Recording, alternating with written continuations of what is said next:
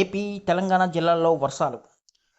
ఏపీపై ద్రోణి ప్రభావం కనిపిస్తూ ఉంది. రాష్ట్ర వ్యాప్తంగా వర్షాలు కొనసాగుతూ ఉన్నాయి.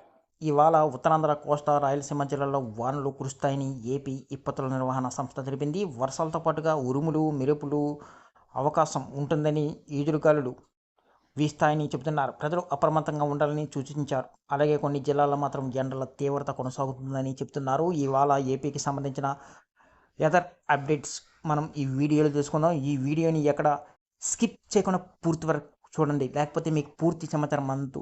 ఎవరైనా కొత్తగా ఈ వీడియో కానీ చూస్తున్నట్లయితే మా ఛానల్ని సబ్స్క్రైబ్ చేయడం మాత్రం మర్చిపోకండి.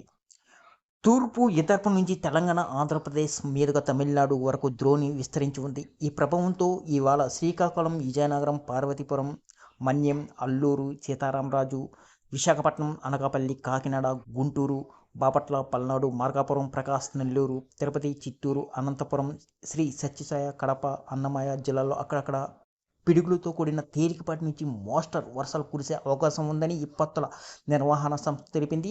మిగిలిన జిల్లాల్లో కొన్ని చోట్ల పిడుగులతో కూడిన తేలికపాటి వర్షాలు పడవచ్చని అలర్ట్ చేశారు. మరోవైపు కొన్ని ప్రాంతాల్లో ఎండా ప్రభావం కూడా ఉందని చెబుతున్నారు.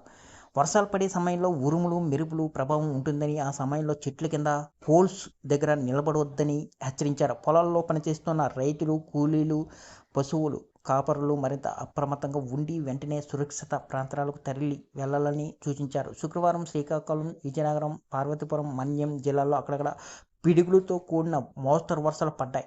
కర్నూలు, అనంతపురం జిల్లాలో కూడా వానలు కురిశాయి. శుక్రవారం సాయంత్రం 5 గంటల నుంచి వరకు అనంతపురం జిల్లా సిద్ధరాంపురంలో అత్యధికంగా 6 సెంటీమీటర్ల వర్షపాతం నమోదైంది. శ్రీకాకుళం జిల్లా కొత్తూరులో 3.6 సెంటీమీటర్లు, కడప జిల్లాలో చౌడూరులో 3 సెంటీమీటర్లు, ఇంకా శ్రీకాకుళం జిల్లా మేడిపుట్టిలో 3 సెంటీమీటర్లు వర్షపాతం నమోదైంది. మరోవైపు రాష్ట్ర వ్యాప్తంగా మోస్తరు వానలు తప్ప ఋతుపవనాల ప్రభావం కనిపించడం లేదు.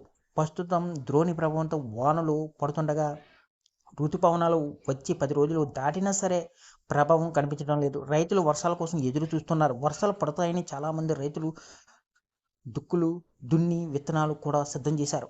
కానీ ఋతుపవనాలు జాడ కనిపించడం లేదని ఆవేదన వ్యక్తం చేస్తున్నారు. పరిస్థితి ఇలాగే కొనసాగితే మరోసారి దుక్కులు దున్నాల్సిన పరిస్థితి ఉంటుందని చెప్తున్నారు. ఋతుపవనాలు ప్రభావంతో వర్షాలు ఊపందుకుంటే కానీ రైతులు వ్యవసాయ పనులు ముమ్మరం చేయలేరు.